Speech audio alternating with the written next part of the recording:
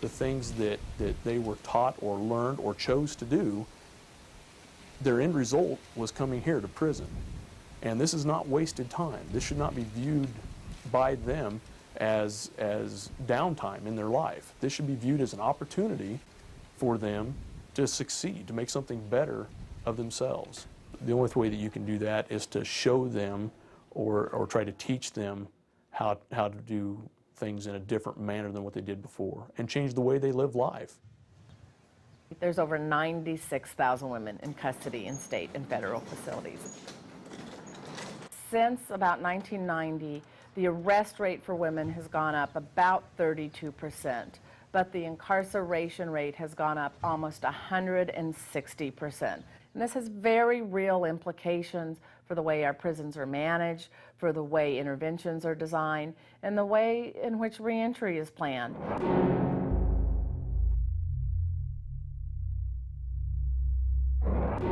My sentence is 35 years. I had 3 counts of forgery.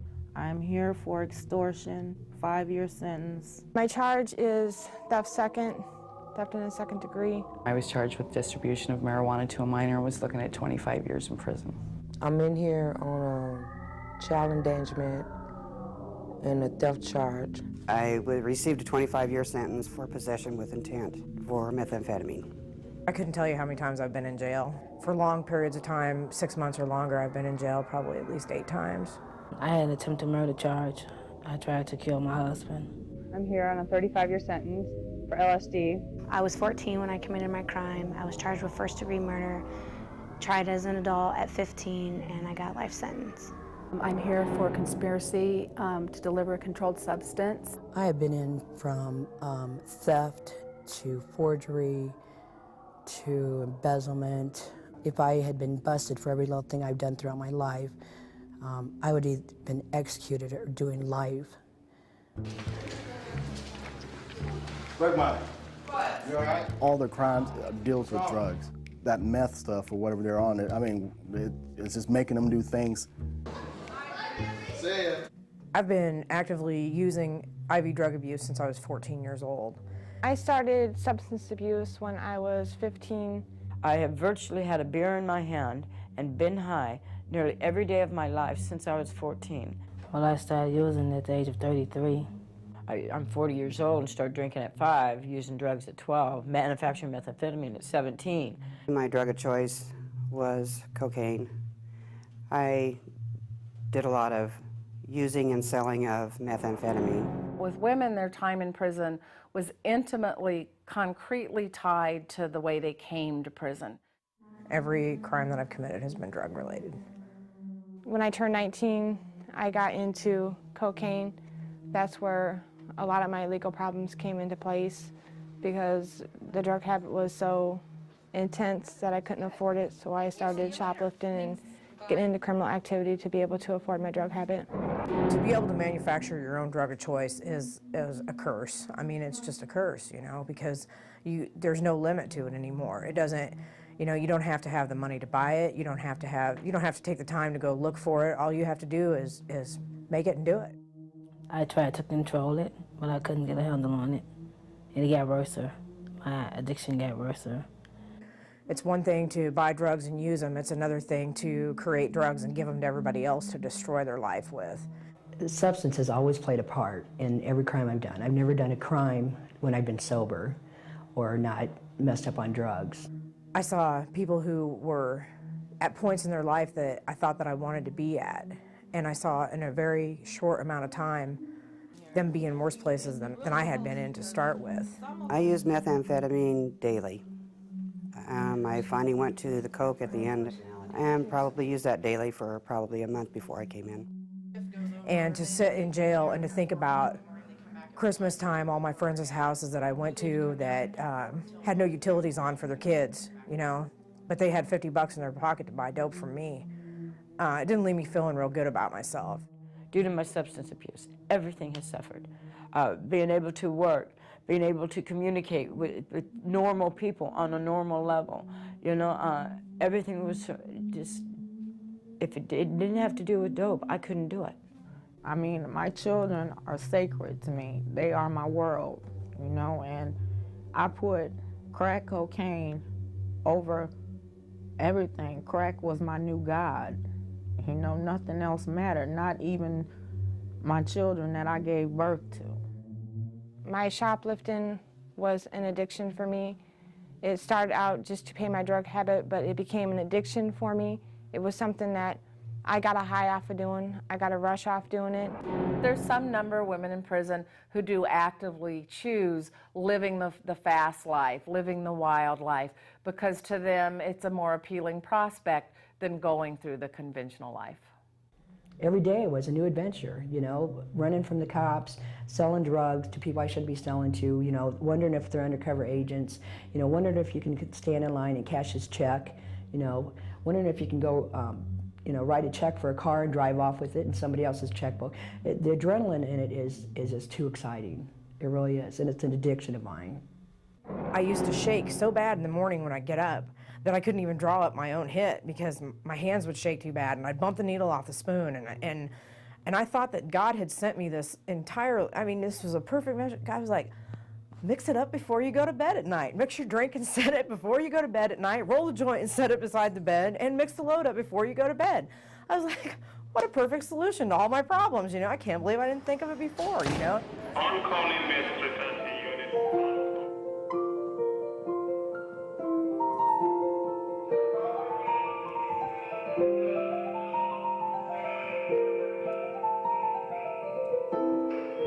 The women who are in prison come from disordered communities and very often had disorganized lives.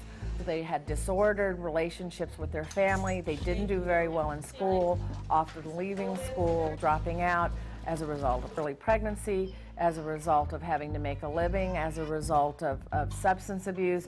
So they become on the edges of this conventional life school, which for the rest of us is a pathway to conventional success. So crime becomes, in many, many ways, a reasonable option. My son is in a boys' home at this time, and he's there out of a lot of anger and depressed for me being locked up. Another thing that is amazing to me is that whole families come to prison. The mothers and the daughters and the aunts and the cousins are here. Since an early age, I've went into stores, switched price tags, and returned them. I probably did that for about 6 or 7 years. I traveled across the United States doing that at a young age. My mother enabled me to do so. She would go out and get me fake IDs so that I'd be legal age to return. So to me, that was okay. That was the way to make money for me. I mean, that's how I knew to make money, because that's the way that my mother taught me, and my mother didn't work. Survival from economic circumstances, survival from trauma and abuse, and surviving the drug world is one of the primary motivations for women's crime. We have to see women's crime as a survival mechanism. My family's so dysfunctional. I mean, my dad was a cop, but he was an alcoholic. My mom was just a stay-at-home mom who abused drugs, and I never knew it. She's just really abusive. She should never have been a parent, ever. Over 2/3 of female offenders have been identified as having prior histories of sexual abuse. Day in, day out, knocking my teeth out, giving me black eyes. 1/2 have been physically abused. People should have stopped it. You know, my dad should have stopped it. My grandmother should have stopped it. You know, he was abusive. I mean, he would drink. The only time that he said a kind word to me was when he wanted to do something to me. They don't go into great detail because I don't really care to hear it, you know, because that's kind of like, hey, that's kind of deep for me. I honestly believe that if somebody had paid attention to me at 12 years old when I started complaining about the sexual and emotional abuse that I was receiving from my stepfather, if somebody had taken time to counsel me then, they would have realized that I needed help. I mean, I went to the emergency room I don't know how many times, you know, that she would push me down steps, or I fell, or I was clumsy, or, you know. You know, I was an average student, a mentally gifted minor. You know, I won that award. I did everything in my power to get his acceptance, you know, his approval, and couldn't get that in any way unless I was doing sexual favors for him. And then half the time after that, as soon as he was done, he was whooping me again for one thing or another. I'd never be no good. I'd be a whore, you know what I mean? what I lived through with him is what caused me to, what helped cause me to turn to things like prostitution, the abusive relationships. I had low self-esteem, you know.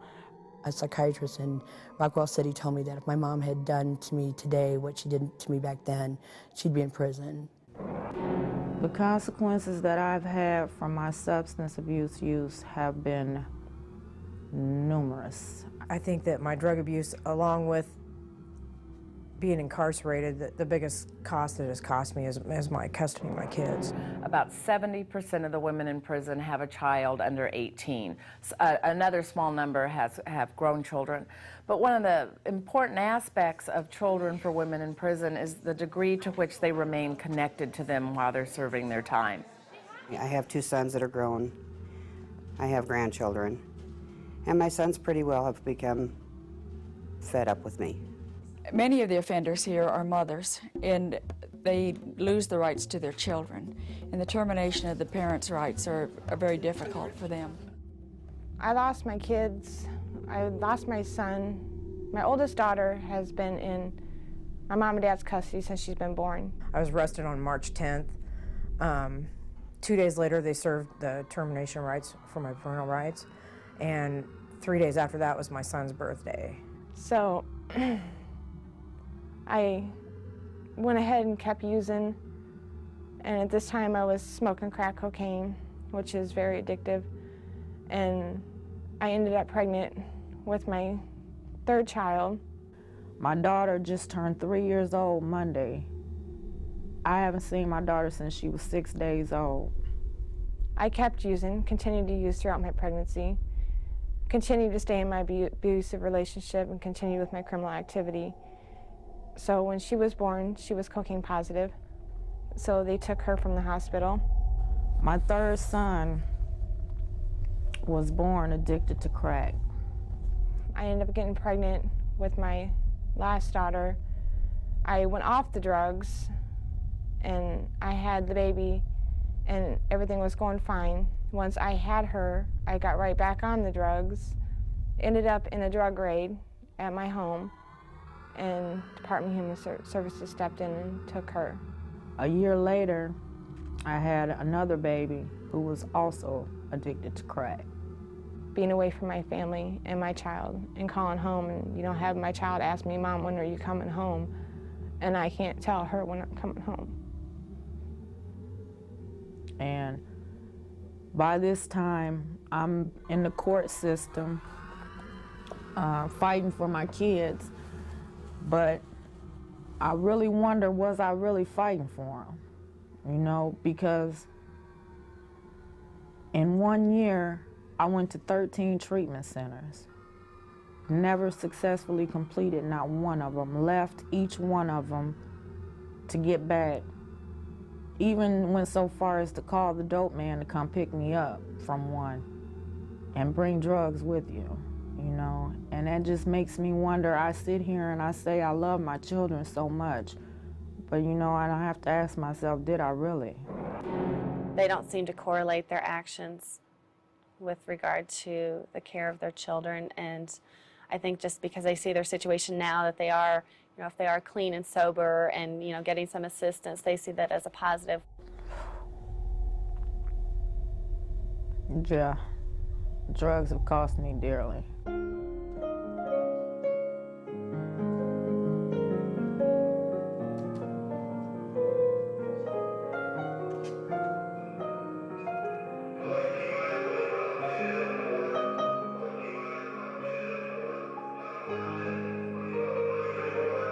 No matter what adversities you have in life, you know, whether you've been abused, whether you are chemically dependent, whether you have mental illnesses, whatever your crutch is, whatever your obstacle is, you have choices around that.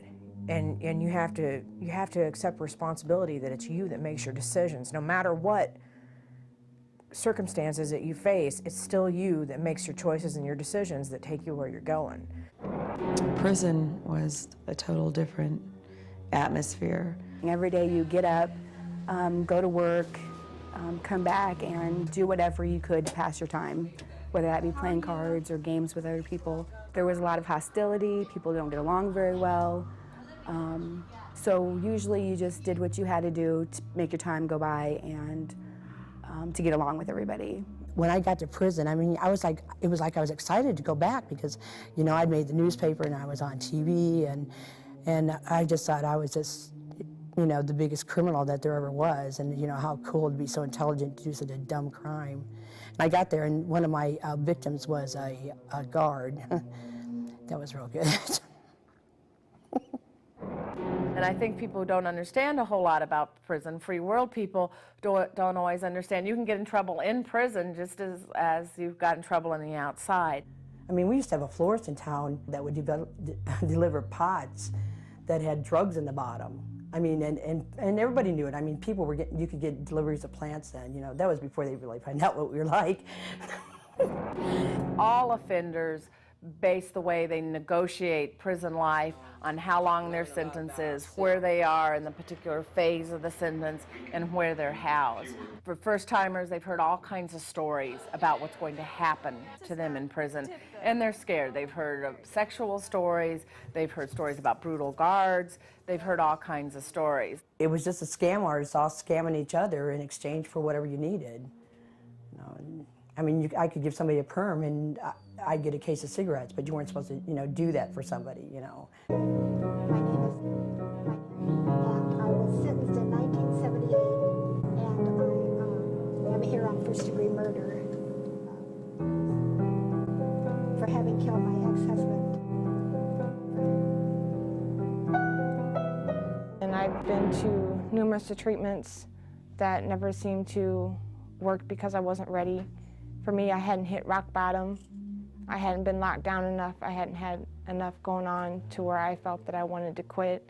We're supposed to be treatment as well as security. It's just, if we can get these women to open up about what they're thinking, what they're feeling, then maybe they can sort it out a little bit. Another really exciting thing that's happening in corrections across the country is a re-emphasis on treatment, particularly drug treatment. And across the nation, you see an introduction of a lot of the programs that were introduced in the 60s and 70s into the prison environment.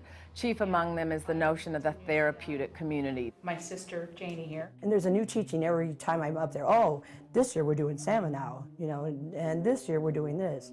And this, well, it's all about changing your thinking and deciding, do you want to go to prison or do you want to have a life? The addictive and criminal lifestyle, there's not much trust, and so you automatically learn right off the top not to trust other people. It's a safeguard, a way to protect yourself. How do you scam the program? You just, you be the perfect inmate, first of all. You start out in prison, you know how to manipulate the rules, you know how to do things illegally. I knew how to make hooch, I knew how to bring drugs in. Hooch is alcohol that you make from kitchen items. I knew how to do all that stuff, you know, and I could go out and be polite to the guards and do this and do that, and they'd never in a million years think that I was doing those things, you know, and I had drugs brought in, you know, I'd weigh them, I'd measure them out, I was being, you know, I had commissary being paid for them, you know, it was a great routine. I mean, that's how you scam. If we do nothing with them but house them with a bunch of other people that have the criminal element, if you will, or the criminal minds and that thinking, and you do not give them another outlet, or you do not try to teach them a better way or show them that there's something better than what they had that got them here, then you're doomed to fail. They're going to go back out into society, commit the same acts, same crimes, and you're going to be starting all over again. I'm going to show you my room. I'm very fortunate to have a two-man room. I live with another lifer that's been here for 20-some years. Usually I knew people who were there, but I hated facing the lifers and the people that had like 25 to 30 years because, you know, they, for the most part, somebody who did a murder is in for life. I'm a long-termer. I don't deal with people that have short-term sentences. I don't talk to people that have a 5, 10, 15, 20-year sentence. Either you have 25 years and up, and I've been here with you for years, I'll deal with you. I mean, everybody knows who you are. It's so crazy. It's like the popular crowd are the long-termers, and the unpopular crowd are the short-termers. It's like a big high school, you know? In all of our programming, we have different groups such as support groups, safe group, criminal thinking, using the cognitive structure to deal with how women should come to the table in looking at the issues that they have to deal with. They teach them coping skills and parenting skills and all these skills, but they need to teach them how to live. This is another thing that just really makes me mad about this institution. These women come in here and go from one drug to another. They go to getting prescribed medicine. They get on this Thorazine shuffle that's sickening, or Prozac, and they can't deal with their time. They have a 5-year sentence. Get over it. You're going to go home in 6 months. It's not a big deal. You know, and then you get to treatment and you listen to what everybody else is saying, and you see which people are making it through treatment and what they're saying, and you just become a mimic. You say what they're saying. You nowhere near go through what's in your heart or what you've had in the past or any resentments, because you don't want people to know all that stuff about you, because they don't want you don't want to tear it apart. And you still have to have that little I'm a badass criminal thing, you know, so I'm not going to show you the things that have hurt me in my life. You know, I'm not going to tell you about the child abuse, and I'm not going to tell you about the rape, and I'm not going to tell you about not seeing my family in all these years. You know, you just don't tell that stuff. When you want to scam them, you don't tell them that, so you don't look tender-hearted, you know, and they can't tear you apart. The classes that I've taken since I've been in this prison have really helped me a lot to see that the way that I was thinking was pure insanity. Now, if you want to really do the program, and this is what I'm doing for the first time, you know, you tell them about the child abuse, you know, you tell them about hating your mom, you know, but still wanting her in your life. You tell them that you have a daughter that doesn't want anything to do with you. You know, you tell them that you gave up a daughter for adoption, you know, because you didn't know if you could deal with that because I was raped, you know, and regret it every single day. You know, you tell them I wrote my mom a letter, you know, and I wish she would send it back, but I doubt if she will. You know, that's the kind of stuff that you tell them. And I have never told them that kind of stuff before. I guess it's really simple. You just don't pick up that drug again, and you don't pick up that drink. It's that simple, although it's not, because your whole life has to change. You have to do things that you don't want to do. Reading about Inside the Criminal Mind did not change me. Going to AA for on and off for 25 years did not change me. Going to 3 different treatment centers did not change me. Nothing changed me until something hit my heart. And then I changed. I think the goal of any institution, or at least ICIW, is to send the person back out to be able to be your next door neighbor, to be able to be my next door neighbor without me having to worry that crimes are going to be committed or that something bad is going on next door. My goal is to send women out with more than what they came in with. People as a society should expect that people that go into prison are going to still be criminals when they come out. You know, that there is no change there. I cannot tell you one positive thing that happened to me when I was in prison. Actually put that ounce of cocaine a day. Right, because eventually you're going to wake up like me when you're 40 years old and you're going to say, what did I do with my life? I wish I would have done things better. If you don't have the resources to start a new life and to do something different, you go back to what's comfortable. You go back to what you know. It's about survival. They have no choice. They have nowhere to go. They have no help. They have no money to get their own. And unless you're strong and you want to fight for it, you're going right back to where you came from, which is going to bring you right back here. It's a never-ending cycle. I never know what that step is afterwards. I mean, I know the steps. You go to prison, you learn about treatment, you try to be good, follow all the rules, you know, and then I go to treatment, and I know that little plan, you know, I know what to say to them to get through treatment, and to do this and to do that. And then I know how to go out and sign up for parole and get on a job and work that for a little bit while I have to take my pay stubs in, you know, and turn those in. And I know how to get clear up to finishing parole. You know, I've done that. I know that scam to get all the way through, but I never make it to the next step. Because as soon as I'm off parole, I start using, I start doing crimes, I start it all over. So I don't know what happens next after all that. I think when a woman has returned, there's some shame and embarrassment, especially if they come back to this unit. Everyone leaves here when they're getting ready to leave the first time. You know, they have the attitude that I'm never coming back here and you'll never see me. And then when they do return, it's I think it is embarrassing for them. Because they come in here and the people that says, you know, you're not gonna make it out in the streets and you're a loser and this and that. Well, you know, when they come back, they confirm what everybody else is saying, so they feel bad.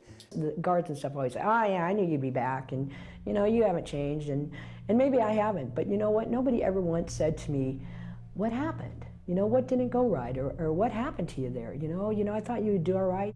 Many times in the past, when an offender has left prison, they're ending one phase of their criminal justice life and entering another phase, and there hasn't been good transition. One of our goals here is that we have a more seamless approach to working with the offender, so that when they walk out the door, we don't just stop working with them. We've set up support systems, whether it be with community corrections or whether out in the community to find mentors, so that the offender has a method and a way to use some of the tools that they've gained in this programming here to help them have a better lifestyle that might not come back to the criminal justice system. I mean, something's got to happen to women in prison because, and I know that they're so overcrowded and so packed, but if they would look at these people that keep coming and going and coming and going, there's a reason they are. They're either scared to be on the streets, they're institutionalized. I don't think anybody loves the money that much. I mean, the money is great to buy more drugs or to buy this or that, but that's, you go back, there's something you do that goes against your instincts that gets you caught. And I could tell you every time what I did that pushed me over the edge, that I knew would push me over the edge to get caught. I mean, there are times when I wanted to be caught so it would be over with because I needed to rest because I had been running so much. I mean, and no criminal can tell me that they don't know where that point comes, that they're going to get busted. You find out that those very same circumstances, the violence in their lives, the lure of the fast money with the drug world, and their inability to provide for their children the way they want to compels them to make the choices that they know aren't right. At first it was the fear of not wanting to be caught, taking a chance of catching a 25-year sentence or a 50-year sentence or a federal charge. That outweighed the need to make money, the need to support the habit. And then, you know, the more involved in it I became, the more lucrative the whole thing seemed to me, and I was like, this is perfect. This is a perfect solution to all my problems.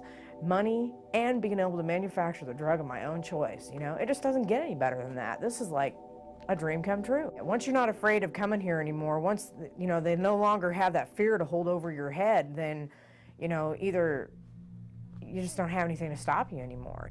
You just know, you get tired and you want to go back and rest. You want to go back and get healthy because you're so sick. You're either thinking about suicide because that's the only way, or you just got to get out. And you know when that time is. You could ask any one of those women, do you know when you were getting ready to get arrested? Do you know the day you knew your time was up? And they'll tell you yes. They know what that time was. Once I lost that fear, and especially after I came to prison the first time, and I saw that it wasn't, you know, it wasn't the stark, cold, 8-hour labor a day, bread and water, torture, being beat up by the guards, you know? I mean, when I saw that, I totally lost my fear of consequences. This is where I keep all the important things in my life, my makeup, my mirror, and my hygiene products. I mean, I've seen people come in here weighing 90 pounds and then leaving at, you know, 130, being healthy, and then they come back 2 months later, back to 90 pounds again. Once you've lost fear, there's no stopping you, especially for people who reoffend over and over and over and over. We've totally lost our fear of prison. There's no, you know, you're coming in here, you're being taken care of from morning to noon to night. This is just this one big joke. This isn't like, you know, like in Texas, 3 strikes you're out. That's what they really need to do here. I mean, some people have F's behind their name, you know what I mean? You start with an A, you know, letter means it's your ID number, and then an A means your first offense. I mean, some people have F's and P's because, you know, they come here for the winter, get fat, and leave summertime and, you know, use drugs and smoke it all off their bodies. There's nothing hard to live in this life. There's nothing hard to live in this life. If you can survive the boredom, you can survive prison. What my plans are right now is that some great friends of mine from church, I'm going to go live with them and just continue working and just try to figure out what that next step is, because I have no idea what that next step is or how to handle it. And I just hope that God shows me the way. For me, when I walk out this door, I know that life's not going to be perfect, and I know that things aren't going to go great, and I might not get exactly the job that I want to have, and I might not be living exactly where I want to live, but I've made this resolution that I know these two things. I'm not putting a needle in my arm, and I'm not cooking dope to make money. It doesn't matter. Anything else above that, beyond that, I know those two things for sure that I'm not going to do, You never could have told me 10 years ago that by the time I was 30 that I would have been repeat offender and through the prison system twice. I would have never believed it. Would have never believed it.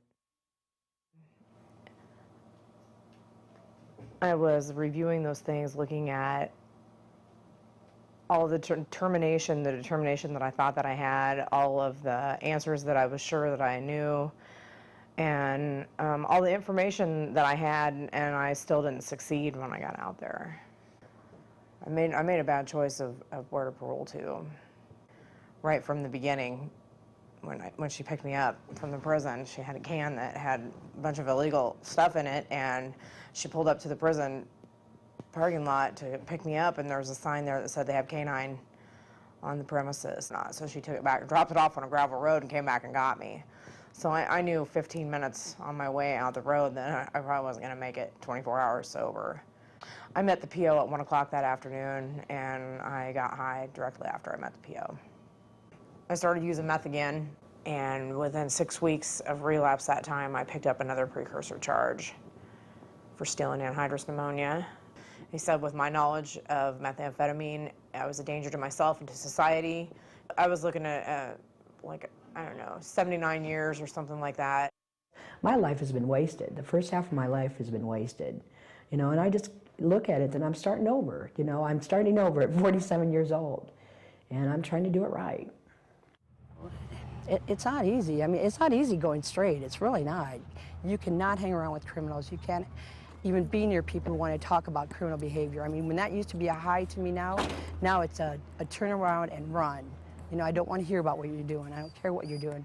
Don't involve me in it. I mean, no matter how much I had it together intellectually, and no matter how much I knew what needed to be done, I didn't really have it. Adversity hit me, and I reacted the way that I always react. They can do as much as they want to do while you're in prison, but if there's no follow-up, if there's no resources once you exit the door, if there's no plan, backup plan, some kind of support system out there, and if you haven't done a total turnaround internally, you'll be back. But it's a step-by-step. It's like you start making a community here. Hi, You Jeff. start being accountable to other people, and getting involved. The people that I know today, they care about, they don't care so much my past, but they care that I'm honest today. And they know how much I've lied in my past. I didn't know who I was for so many stories. It's like I have a family that I never had, I don't believe that you can go out there with nothing but a hope and a dream and make it. If it was that easy, there wouldn't be as many people return here as there is. I mean, I've only been a Christian and born again for 2 years, and I was a criminal for a lot more, and it's hard to do that. I mean, you have to stop yourself. I mean, you have to, I don't know what does it. I believe God does that for me. Yes, I was raped, and yes, I was abused, and those are issues that will forever remain with me, but can I just keep on living those lives, and being a liar and being a thief and being a con artist, or can I go on with my life and let go of it and start over? I mean, I feel like I'm out on my own, like just out of high school sometimes, like I'm out on my own for the first time. I don't really believe that there's any other cure than having a total change of your morals and getting your morals cleaned up. I just don't think that there's any other true way to stop the cycle besides starting from the inside. I mean, I was just a cold-blooded bitch, and these people just softened me. I mean, they just made me feel like I have a family, and it has made a total difference in my life. But you know what? I didn't think I was worth anything. From my childhood, I mean, and that is from my childhood. I didn't think I had any worth. You know, say whatever you want to. You know, they've been doing it to me all my life. You might as well go ahead and finish the cycle. But I'm not going to let you do that anymore because I do have worth.